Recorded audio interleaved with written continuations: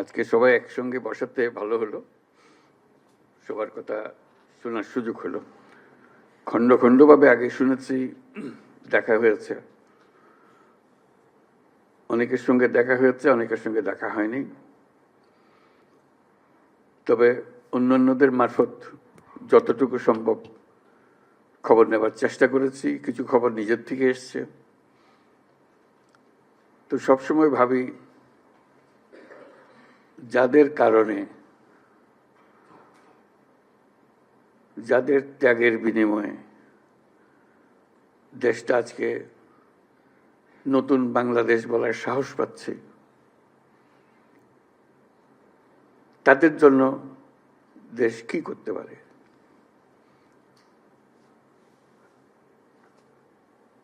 তার যে জবাবদিহিতা, রাষ্ট্রের এবং রাষ্ট্রের জনগণের যে জবাবদিহিতা, এই যে বিশাল একটা পরিবর্তন, সেটা কোনো নিক্তি দিয়ে মাপা যায় না। এমন একটা পরিবর্তন। কাজে আজকে আপনারা যাই বলেন, সেটা যা আপনার কাম্য,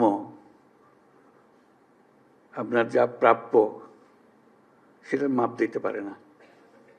এটা অসীম এক জিনিস। নানাভাবে সেটা প্রকাশিত হবে।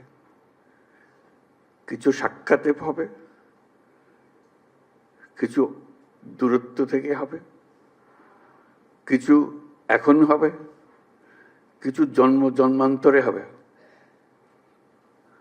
ভাবেন না যে এটা এই কয়টা মাসিক ভাতা দিয়ে শেষ হয়ে যাবে কথাটা। আপনি ইতিহাসের স্রষ্টা।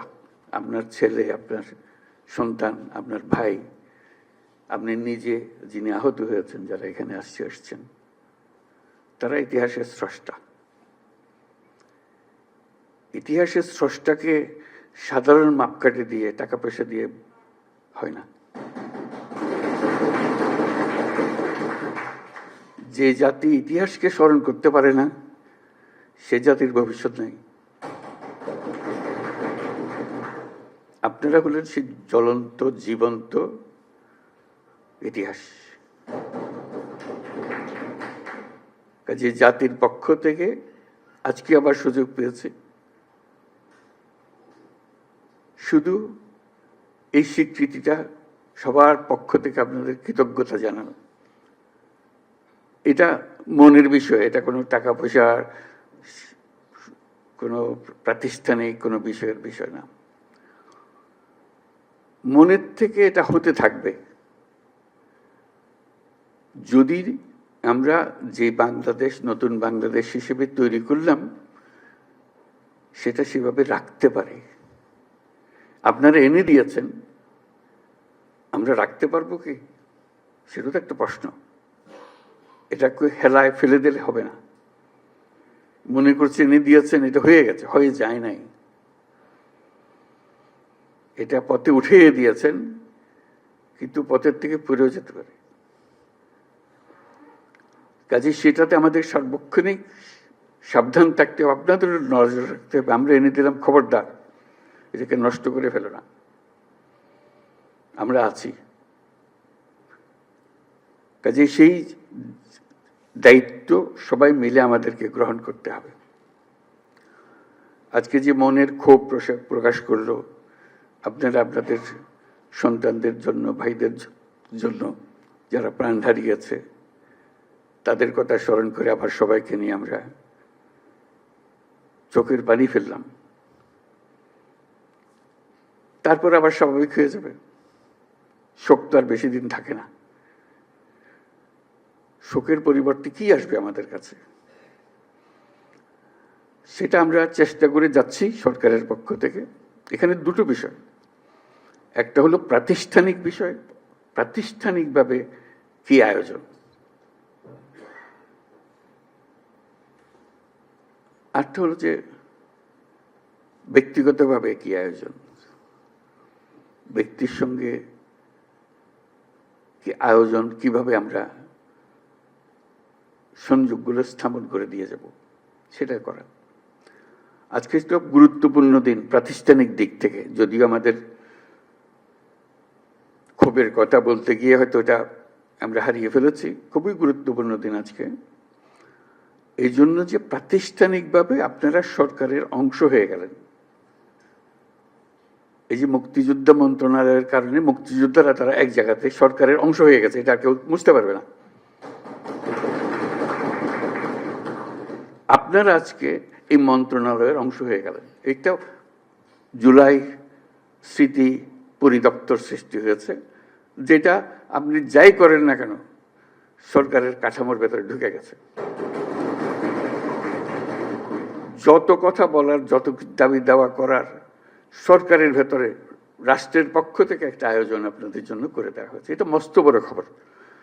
সরকারে ঢুকে যেতে পারা, এটা যে যত কিছুই করি বুঝতে পারে না। সরকার বড় কঠিন জিনিস, তার সঙ্গে বোঝাপড়া করা বড় কঠিন। অনেক সময় বহু কষ্ট করেও কিছু করা যায় না, কিন্তু একবার ঢুকে যেতে পারলে তারা বাইর করতে পারে না। আপনারা সেখানে গেছেন। মুক্তিযোদ্ধারা অত ভাগ্যবান ছিল না, বহু বছর লেগেছে। তারপরে তাদের আস্তে আস্তে আস্তে আস্তে এইটা দিচ্ছে তো ওইটা দেয় না, এটা দিচ্ছে তো মন্ত্রণালয় করতে করতে বহু বছর চলে গেছে।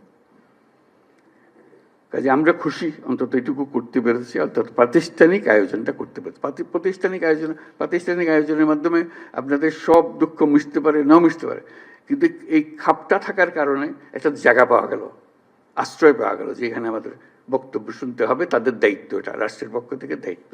তার একজন উপদেষ্টা থাকবে, আছে উপদেষ্টা আছে, তার সচিবালয় আছে, সব কিছু আছে। কাজে এটা বললাম যে এটা গুরুত্বপূর্ণ।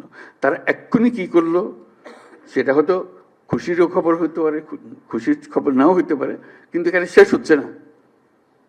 এটা বরাবরই চলতে থাকবে, বরাবরই চলতে থাকবে, এবং সুযোগ থাকবে দাবি করার। আপনাদের এটা এখনো করা হয়নি, এটা উবে যাবে না, চলে যাবে না, অদৃশ্য হয়ে যাবে না, সবসময় দৃশ্যমান থাকবে। তাকে একটা খতিয়ান নিয়ে আসতে হবে, সবসময় সামনে হাজির করতে হবে। কাজে সেটা উপলক্ষে আমরা আজকে আসলাম, বসলাম সবার সঙ্গে। দুঃখের সীমা নাই, এবং সেটা এখনই সমাপ্ত হবে না। আমরা কিভাবে ধাপে ধাপে করতে পারবো সেটাই হলো বিষয়। তবে রাষ্ট্র আনুষ্ঠানিকভাবে, আমি শব্দটার উপরে জোর দিচ্ছি, আনুষ্ঠানিকভাবে প্রাতিষ্ঠানিকভাবে আপনাদের দায়িত্ব গ্রহণ করলো।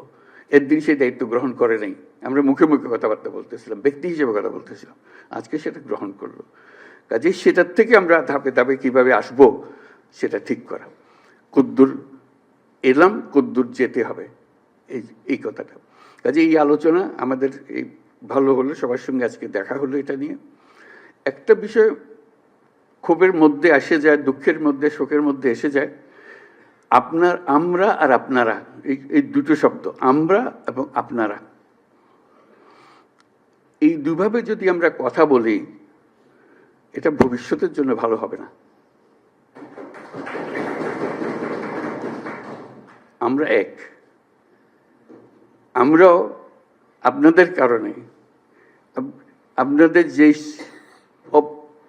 ত্যাগ, সবার, আপনাদের ভাই এবং আপনাদের সন্তানদের এবং যারা আহত হয়েছে তাদের বিনিময়ে আমরা আপনারা এক হয়ে গেছি। আমরা সেই উপলক্ষে এসেছি। তা না হলে আজকে আপনার আমার সাক্ষাৎ হওয়ার কোনো কারণ ছিল না। যদি এই অভ্যুত্থান না হতো, কে কাকে চিনত? কেউ কাকে চিনতাম না। আপনিও বাংলাদেশের একজন নাগরিক, আমিও বাংলাদেশের একজন নাগরিক, এইভাবেই থেকে যেতাম। আজকে আপনাদের কারণে আমাদেরকে এক হয়ে যেতে হয়েছে, একসঙ্গে আসতে হয়েছে, আপনাদের নিয়ে বসতে হচ্ছে। আপনাদের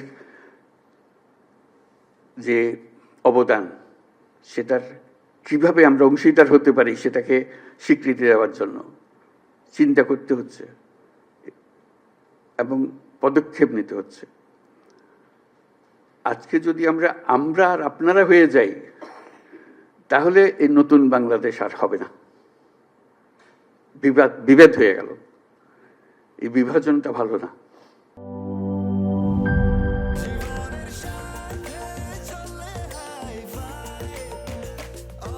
স্বাস্থ্যকর অল টাইম, সব সময়, অল টাইম হেলদি লাইফ।